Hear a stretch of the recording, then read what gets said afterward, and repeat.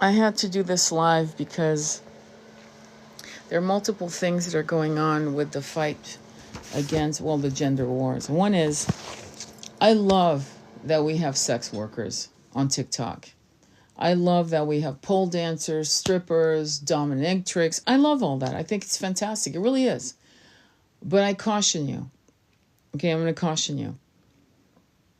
Why are you taking advice from women who see the worst of the masculine and in some cases the feminine? In other words, women hiring girls to please their partners. Women who don't have, many, not all, who don't have a tantric connection with their masculine. More of a lack connection. So though I've always respected la demi-mondaine, which is an old term from the 1870s, the concubine, la demi-mondaine, half-world. I have studied concubines like Aspasia since I was about 14 years old. So I don't have a problem with it. Like, I do not judge women who sell their bodies to make a living, to put bread on the table. It's mentioned in Les Misérables by Victor Hugo. I will never denigrate a woman who has had no choice or been forced into this work or whatever the circumstances have been for her to make money. However, why the fuck are you women taking advice from girls, women, grown-ass women, madams, who are seeing the worst of the masculine? And it is, I don't care if the guy's a billionaire. I don't care if he's a fucking broke-ass dude with no car. I don't care.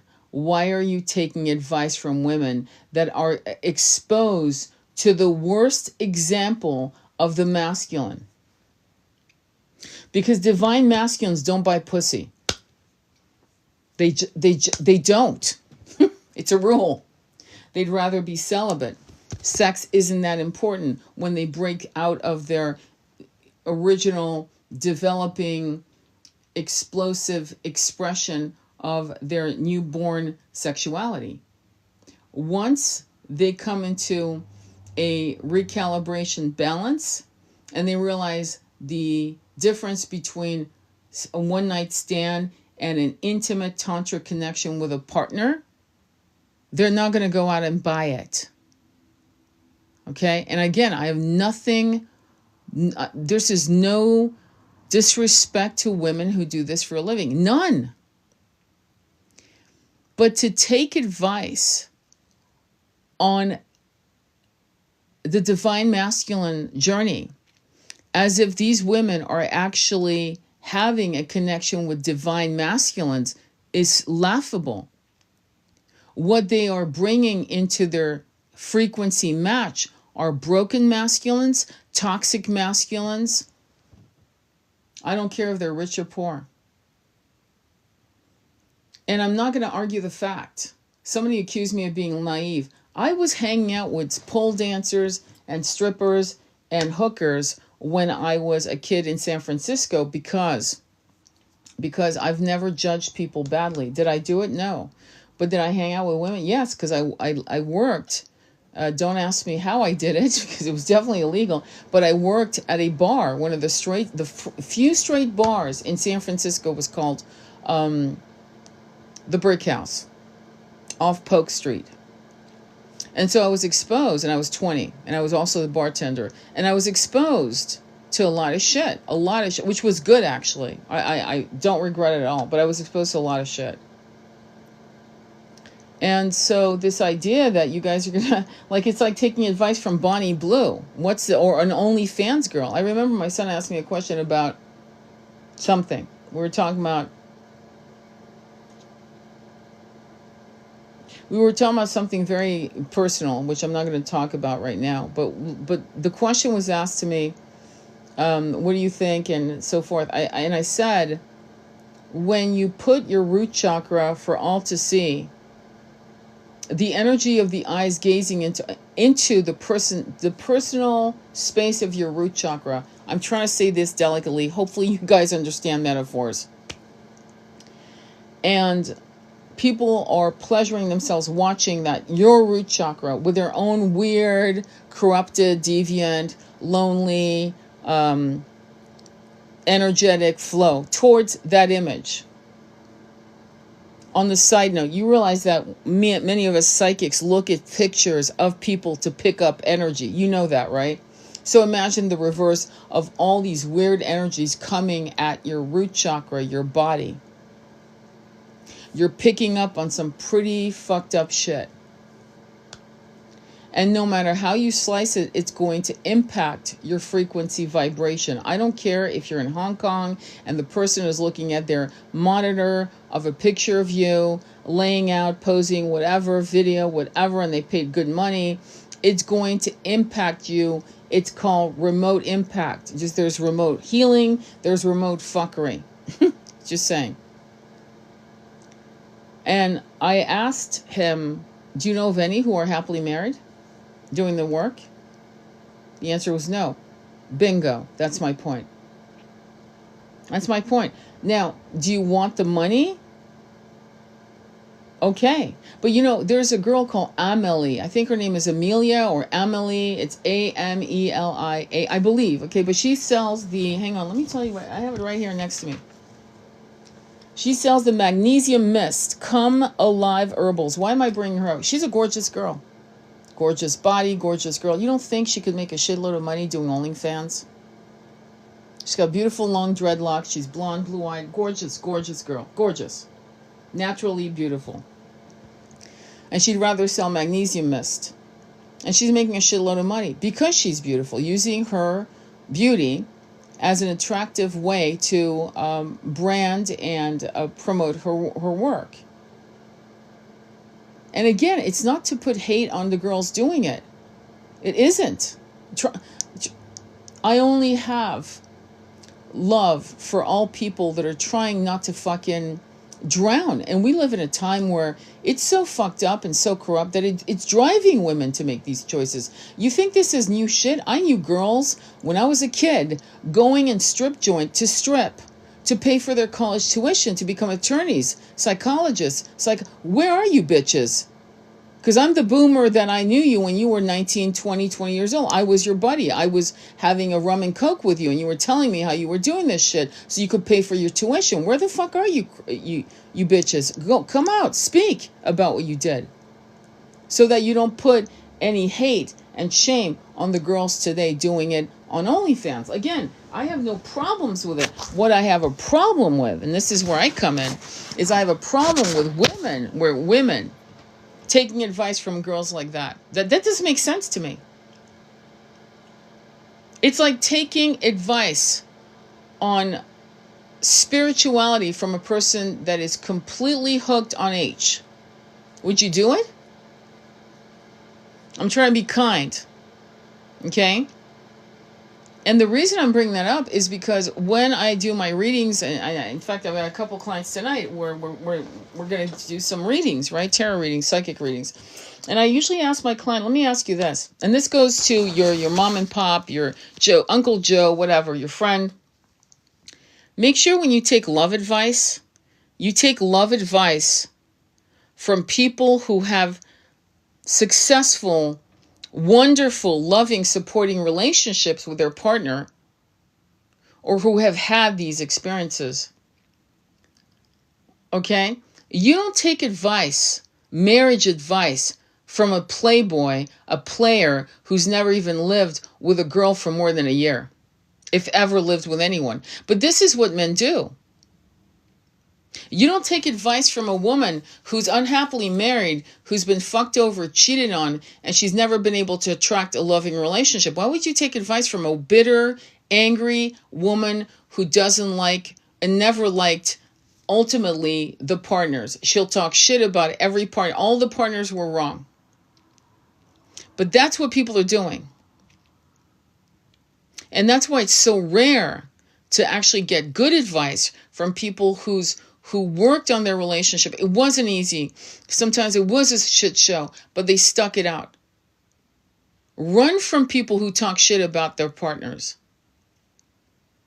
Because no one is ever that evil. Does that happen? Yes. Sometimes you get a massively toxic SOB that, and honestly, why talk about it?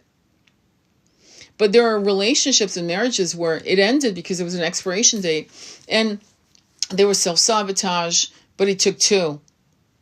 And sadly, when the person finally wakes up from their sabotaging fuckery, the person who's been trying to say, let's work on love, finally walks away and say, I'm fucking, you understand, there was a deadline to what I was asking you to do, and now I can't do it anymore. I actually don't see you as a lover anymore. I see you more like a brother, a sibling, or a sister. Can't do it anymore. I love you, but not as a man, or not as a woman. It's over. So to take advice from people, and this is what kills me about I just had a stripper literally saying, you don't know men, you're naive. And I'm like, yeah, bitch, I hung out with strippers before you were born.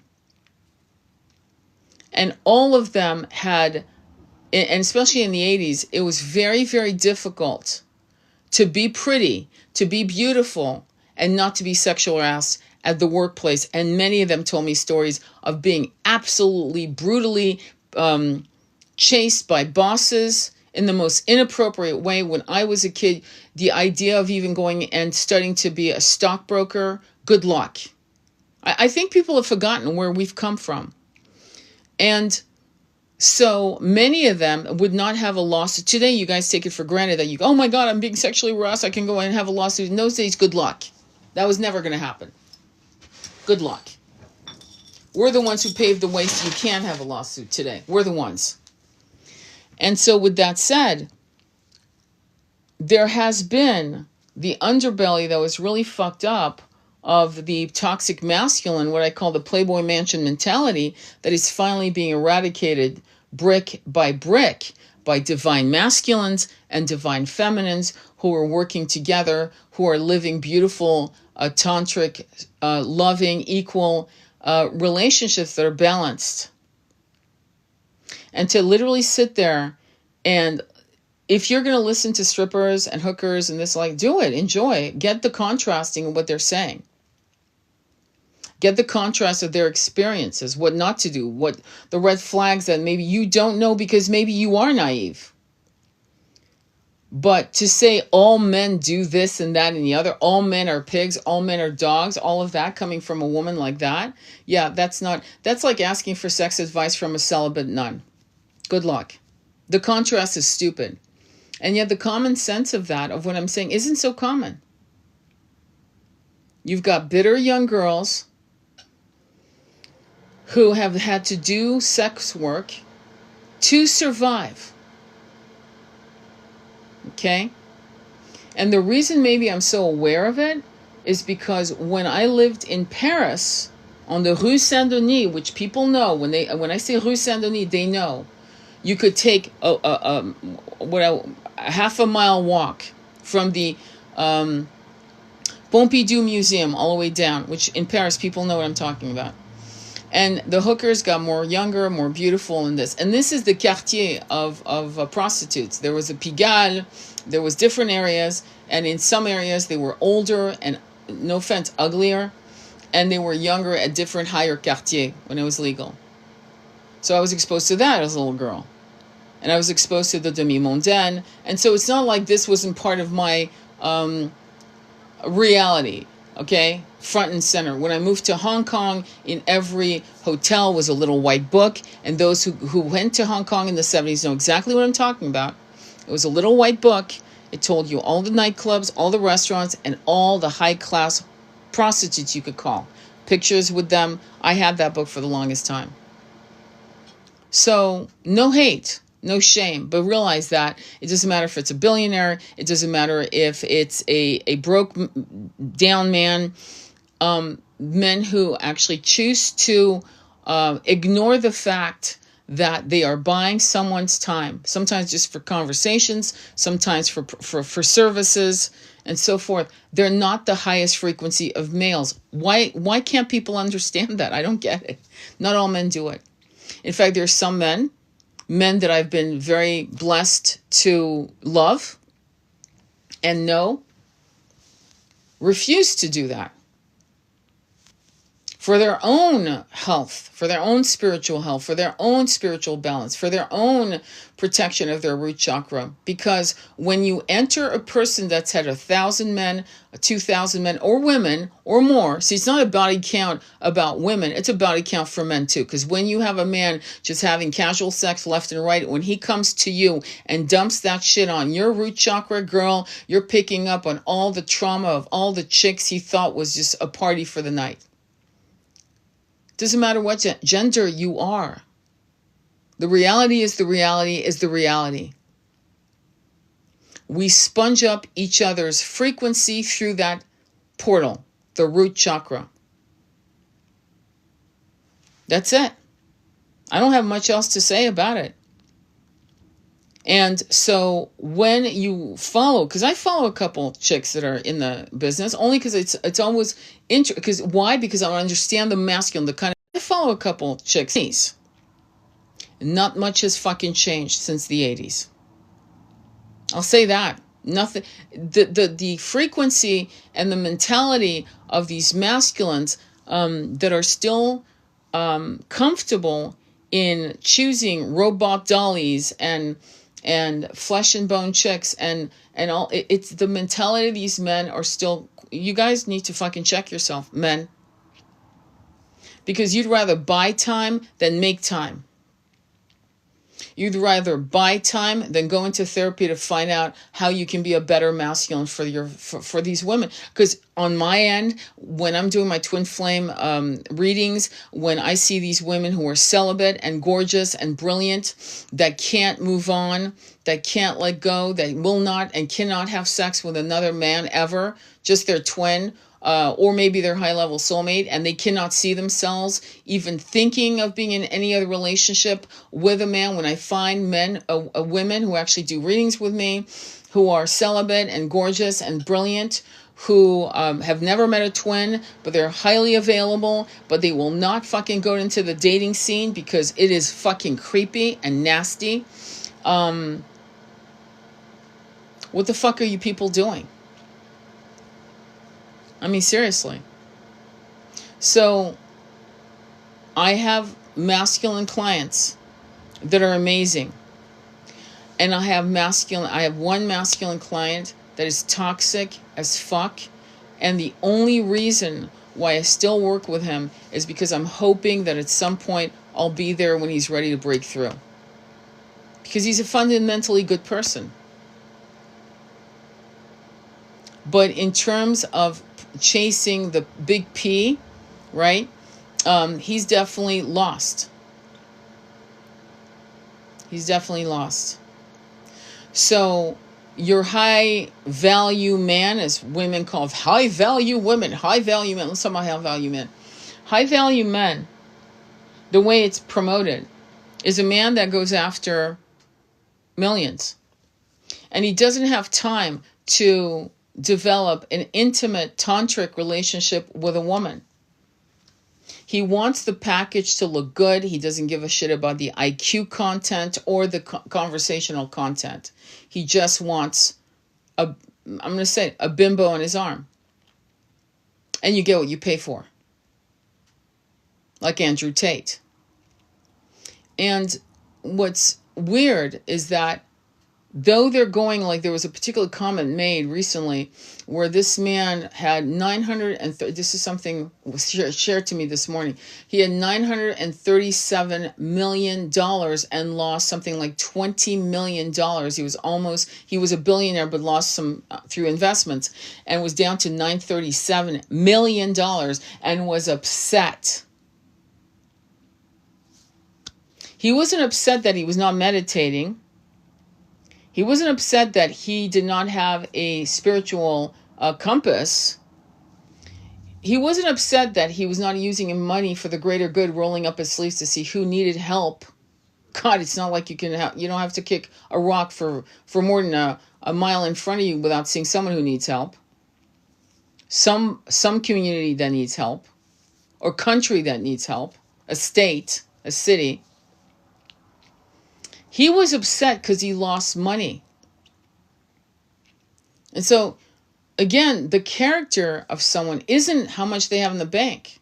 Having a FICO score of 850 does not make you a good person. Having a black American Express card does not make you a successful, good person. It just doesn't. And the Tony Robbins that, I was influenced by 20 years ago, right? When I think about it, and I see him making the announcement on one of his rah-rah seminars that he was now a billionaire, he didn't say, I've ascended. He didn't say, I feel freer spiritually than I've ever said. He said, I made it. I'm a billionaire. I made it.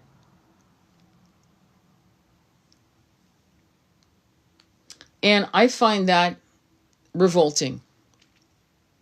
I'd rather meet someone who has no shoes and the clothes on their backs and who shares with me that they've been doing 2-hour meditations every day and they understand something, and I sit at their feet and they tell me things I have been thirsty to understand for the entirety of my incarnations. See, that's the difference in my view between that success and the success of producing another million, another 100 million. The frequency match, as I've said many, many times, of billionaires, of people who can be bought and sold, is not a frequency match to 5D New Earth. It just isn't. Not 5D New Earth, not fucking other planets in 6D. It isn't a match. This is not to denigrate women who have been forced, because there are women. Read Les Miserables, The Miserables by Victor Hugo, where many millions of women, hundreds of millions of women were forced to be sex workers because there was no other choice. There's no hate for that. But I again don't understand how men can't see a 19-year-old girl that quite honestly shouldn't be selling herself and doesn't just write her a check for $100,000 and go, little girl, get out of the business. Here's $100,000. Go to college. Fucking figure yourself out. Go. Don't do this. Where are you, men? Why can't you do that instead of buying a young woman's time? Why don't you fucking give her a ticket to freedom? That's what your money's for. Do you really think it's to buy her? Or could it be better used to buy her freedom? To give her freedom? $100,000 to someone like that is like fucking maybe, I don't know, $20 to you and I. We have to kind of reassess what is success. Because success is not what's in your bank. FICO score. There are drug dealers that have excellent FICO scores. Selling the big F. Excellent FICO scores. Black American Express card. Private jets. I wouldn't fucking sit at a lunch in a Michelin star restaurant with any of them if you put a pew-pew to my head. There is such a thing as righteous anger. And what I'm feeling right now isn't even that. Not in this moment. It's passion. For the injustice of how we've been sold to look up to these really mentally barbaric bastards who have decided that to be Pac-Mans, to buy all resources, to open parks and to the public, to the lumberers, to destroy species, to hunt down wolves and bears, and to get free lumber and to get new oil and more oil, when you and I both know there were two that actually invented cars could be run on water. Put a fucking hose in your car and it will run for months. And those cars were impounded, taken, and the basic frame of the car was returned without the actual mechanics of running your car on water. There you go, my friends. They don't want us to be free. And so the have and the have-not games, the have-not is a game that they must have. So when you have a person who you think, it's one thing to say, I want $10 million so I don't have to fucking worry. But what I'm also seeing a trend of, which is very revolting, is boomers. This is something my son told me. I didn't even know, because you know what I have? I have a life insurance policy for my son in case anything happens. And do you know why? Because that's how it's supposed to be. You have a child, you give them everything you fucking have. You empty your cards. You basically go to the bank. If you know you've got the big C, you fucking draw out all the money, all that, you empty your shit and you hand it to your children. That's right. You put them on the fucking title of the house so it doesn't go into probate forever. Where am I going with this? We have something that has been applauded as conscious, giving conscious responsibility to the new generations, instead of realizing that as boomers, we should be making sure that if you had a kid, you fucking take care of your kid. There are millionaires, multi-millionaire, billionaires who have decided not to give one fucking dime to their children, and they think this is normal. This is being normalized. You know, Bill Gates, I'm just going to leave my kid $10 million. Why? You sack of shit. You basically have done more harm on the planet, but you're going to fuck your kids over as well. I mean, you know, why did you work so hard to accrue billions to give your kid? I mean, I don't know how you feel about this, but I don't agree. I hate the man. Don't get me wrong. I don't give a fuck about his kids, but it's what it implies, and it becomes a domino effect where billionaires think it's okay to hand their kids either nothing or a couple $1 million, which is a joke. Donald Trump started with $40 million. Every single millionaire, there are a few that have been, you know, they did it from the ground up, a few, but not many. They all started with something. $1 million, 10 million, whatever, inheritance that they rolled into more money. Tony Robbins is a self-made billionaire. So is Joe Rogan. But that's not the point. The point is, why are we thinking? Why are we standing ovation? Why are we doing that to those types of people who know where there is disparity?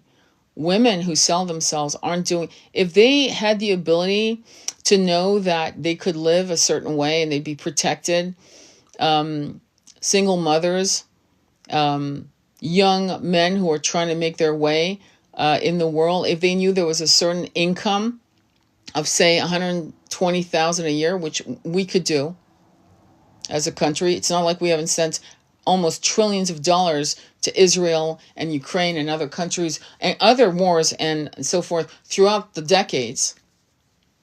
But if we could give a certain income to people, they could actually rise.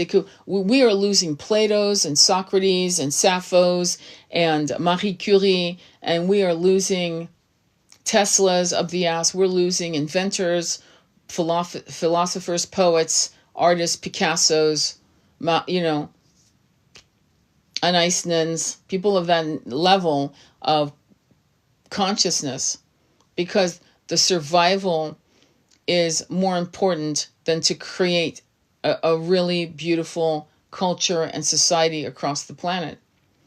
Everyone is struggling, and everyone is normalizing it. And you've got people like Whoopi Goldberg on The View telling people that the reason why they can't afford a house is because they're not working hard enough. The reason why these kids have 2 to 3 jobs is because each job is part-time, because these companies know that they're better off giving these kids part-time jobs because they don't have to offer them health insurance. And so they're working 2 days of this job, 3 days of that job, and they're working fucking 7 days a week, 12-hour days. And boomers are, you know. So wrapping it all up back to the beginning. So when you take advice from young people who are doing the sex work or OnlyFans or whatever the hell they're doing on the value of the masculine and how all masculines are toxic, with what we know, what drove them to do this kind of work, and what is attracted to buying people's time like that, right? And everyone's trying to get the nectar of the moment because it's so hard just to fucking keep going. The level of cynicism and bitterness is real. After you expose yourself as a woman or a man to this kind of work, seeing only the worst of the worst of the worst of humanity, and it is the worst. I don't care if he's really nice. Yeah, but he's fucking can't even make friends, so he's buying your time to talk, and then you'll have a little sex, and then, and he paid you $10,000 for the night. It's a person who's not trying to fucking go out there and stretch themselves. There are so many young men right now, and women, but we're talking about men now, and how they've been bastardized, and how they've been denigrated. All men are shit. All men are dogs. Okay, there are men right now, young men. Ari is one of them. Ari is, you might know him. He's got a black beard. He's a very powerful man. He actually runs ritual oils. The moringa oil with the blue flower, lotus flower. Yeah, that's him. He does incredible philosophical takes on the sacred divine feminine and this and that. There are other young men hiking, camping, showing nature, connecting with themselves, to heal themselves. To break away from the toxic patriarchy from which they came from. Fully aware of it. Sharing their videos on a mountaintop, on a lake, in a waterfall, with a beloved, alone, whatever, however. All men, really, all men. And so that's what we need to look at. We need to look at the absolute beautiful shifts that are happening before our very eyes. If you choose to look in that direction, your algorithm is a reflection of where your mind is at. You can be assured of that on TikTok. Your algorithm is a reflection, because I've been following dogs, this, that, and the other. You'll see that if you follow me. And guess all I see? Dogs. If I want to see men on a mountaintop, young men, if I see one video, then I see another, then another on young men doing that. Then I'll see women doing the same in their own, separate, on another part of the world. Videos on horses, videos on healing, videos on herbology, whatever. Your algorithm speaks to where your mind is at, where your frequency is at, where your consciousness is at. Look for those men if you're a woman. Look for those women if you're a man. Look at what women are saying about their healing journey. Look at what men are saying about their healing journey. It's entertaining to listen to sex workers' talks. Dominatrix talking about this and that. This is not new fucking information.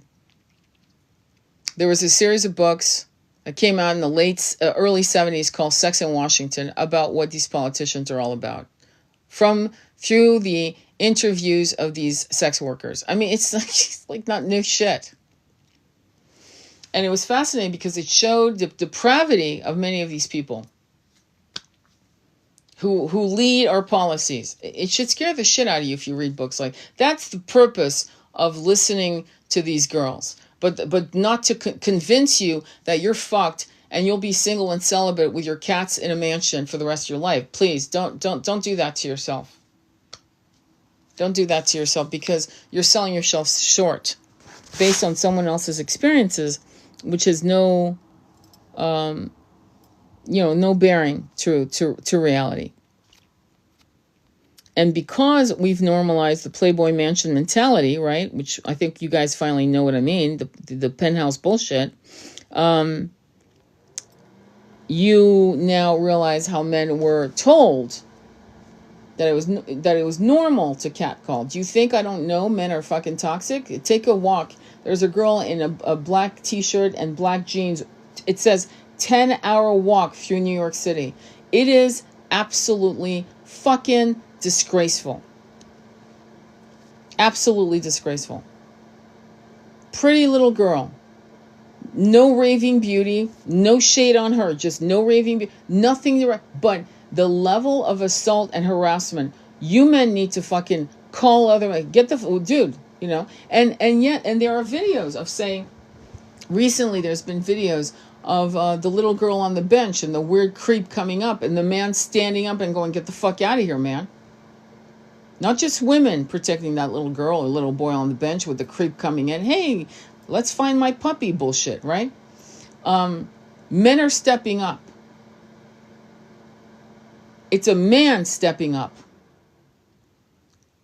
You know why? Most likely because he's being triggered, because maybe that's what happened to him and no one was there to advocate for him. Just like me, I get triggered.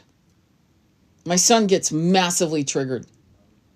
In fact, one of the things I was discussing with a girlfriend, which off topic, on topic, off topic, because we're traveling here in the conversation of trauma. Many of us, as young teenage girls and boys who were harassed, who were fondled, many of us had good fathers. In fact, our fathers were so powerful and scary and intimidating that we didn't tell our father because we knew that if we did, he'd fucking probably end up in jail, harming the person who had done X, Y, and Z. So children are very good, teenagers, children, whatever, are very good at protecting their powerful parents. Advice.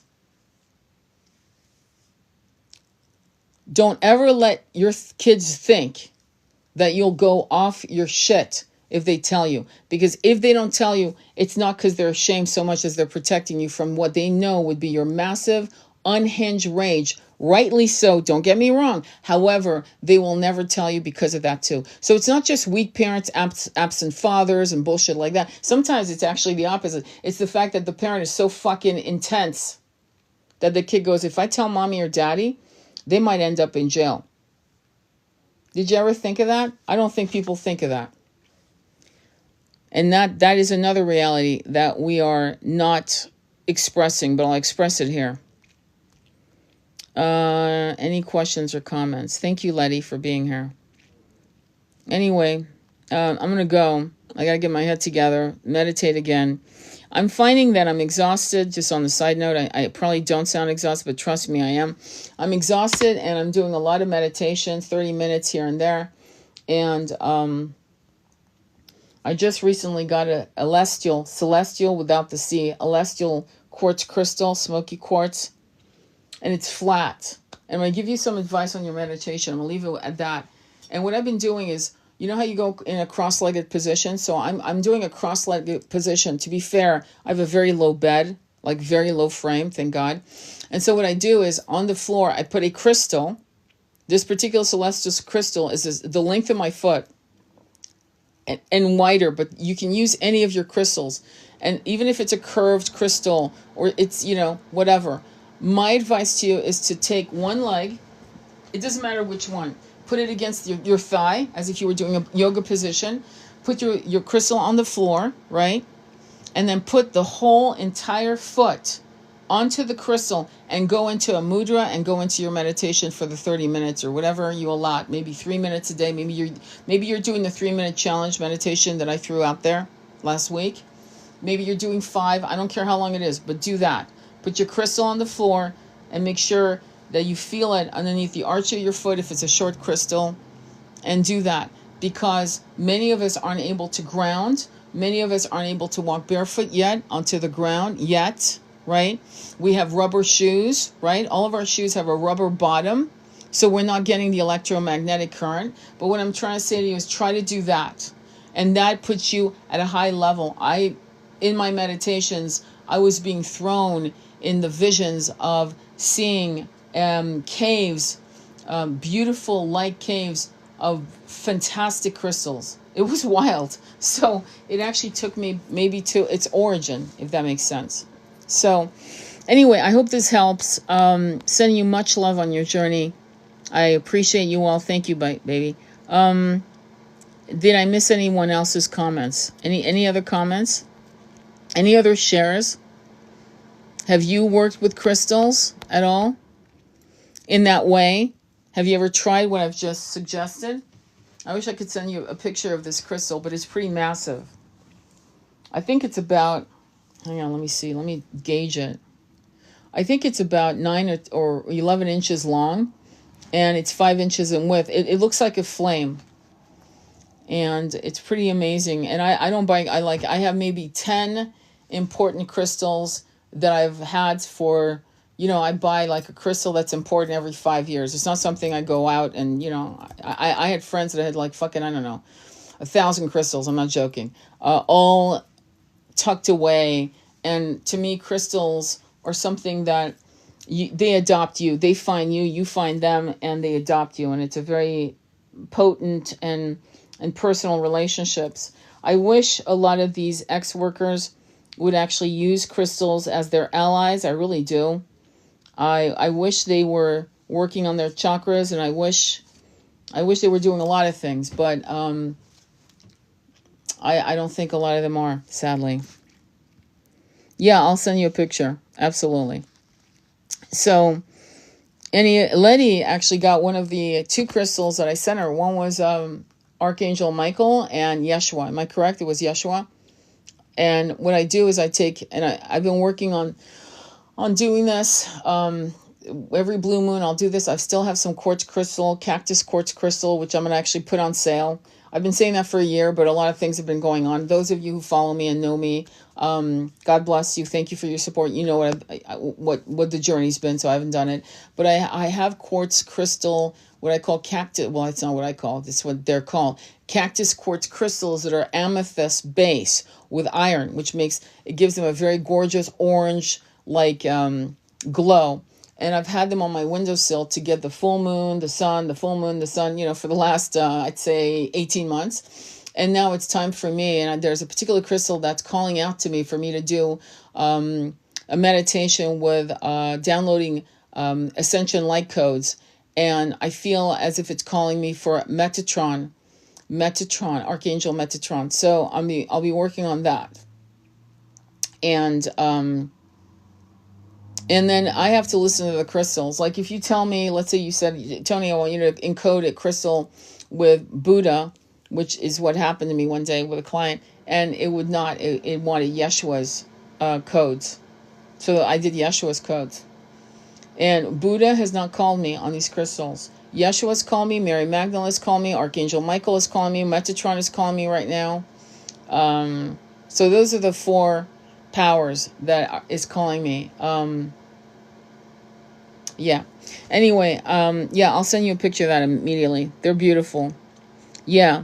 Make sure, when we have powerful full moons and powerful, make sure to clear your crystals and charge them and clear them, clean them. You know what I mean? Like I have yoni eggs, and they've been on my windowsill. And I've always had them on my windowsill because the window always is, going to move with the sun and the moon and the full moon and all of that. So it always gets charged. And this is what I've been doing for like a long time, years. All right. Sending you much love on your journey. I will upload this on YouTube. Please follow me on YouTube. I also set up a list on my Linktree just now. Oh yeah, let me finish with this. So my Linktree has a list of books that I always recommend. Children, there's a couple children's books on how to talk about sexuality and hormones and changes appropriately. I also have books on what I call the important books, the beginnings of the primers of your spiritual journey. And I'm going to have the list up, and then I will change it. Believe it or not, I also have, because as a woman, you need to step into your goddess Shakti energy. I have my favorite red lipsticks, my favorite perfumes, and my favorite bronzers that I've been using since I was literally 14. I kid you not, Guerlain. And I also have, what else did I put in? Oh yes, malas, 108 quartz crystal malas. Those are important. And the list of the Etsy creators of these malas are people I've actually bought from. So they're on my my Linktree shop that I just opened. And the reason I'm doing the red lipstick isn't because I'm part of the red lipstick movement. Just don't get that twisted. I've been putting on red lipstick since I was 14.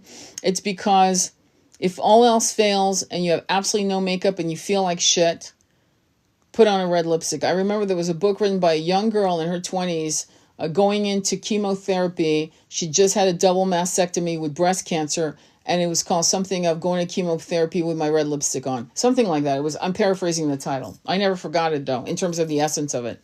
So there's something about red lipstick that's very French. It's very Parisian. It's very empowering. And I'm a big believer that as a woman, you need to tap into your Shakti energy.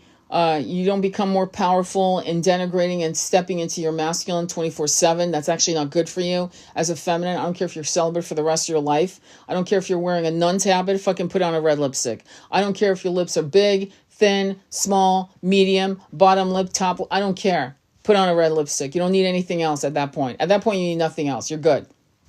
But the books are Untethered Soul, Becoming Supernatural, Women Who Run with the Wolves, the Gnostic Gospels, and some other spiritual books. Once I know that people have done that list, once I'm aware of it, let me know. Oh yeah, I bought that book, this book. We have an esoteric book club. If you want to join, you're welcome to join. We're actually going to get together soon for the Gnostic Gospel by Elaine Pagel, on the Mary Magdalena and Yeshua debacle. After that, we're going to do the Surrender Experiment. After that, we're going to do Women Who Run with the Wolves. It's exciting. We're excited about this. So if you want to join us, feel free. What else can I tell you? What else? Yeah, that's about it. Malas. Everyone should have a mala. If you do not have a 108 bead mala, okay? If you don't have a mala, it's aka a rosary, a japa bead. That's what they are. Most mantras, if you're going to do a mantra for healing, let's say you're sick, and the mantra for healing, a mantra for self-love, a mantra for money, you need to do a mantra 108 times. I wish sex workers did shit like that. I'd love to meet one who does, who has a spiritual compass while she does the work that she does to accumulate her safety, her financial safety, to buy land, maybe to rescue horses, to grow food, to open a community for other women. I wish I could influence those. I wish women like us could influence those women and say, I support you, girl, but you need to add this shit, the spiritual stuff, to your journey. You know what I mean? I wish we could have these conversations, but there's such a chasm and a split of dialogue. It's weird, you know. I do actually post certain comments, but it turns out to be more clashing than anything because people misunderstand. But anyway, whatever. Anyway, I just saw the list of items. Can't wait to see the mala options. No, they're up. The mala's options are up. They're beautiful. The malas are beautiful. Citrine and sandalwood is fantastic. Citrine is for money. It's not malachite like people think. Again, they connect malachite with American money, and it's really the value of wealth is gold, right? Citrine. And if you want examples of wealth on your altar, when you do an abundance altar, which again, my apologies for some of you who are still waiting for it. I've decided I think I'm going to do something different. I was going to do a PowerPoint, which I'm good at. It's a long story. Instead, I'm going to do videos. But try to put gold, like literally gold, examples of gold or golden-like tones, gold candle, whatever. That is what represents money. It's gold. Doesn't that make sense? Because in Europe, they don't have green money, don't they? They have different types of money, right? The euro dollar is not green. Okay, so gold, we can all agree, is the marker of wealth. Okay, so I'm going to let you go now. I'm done. Okay, sending you much love on your journey. Take care. Bye-bye.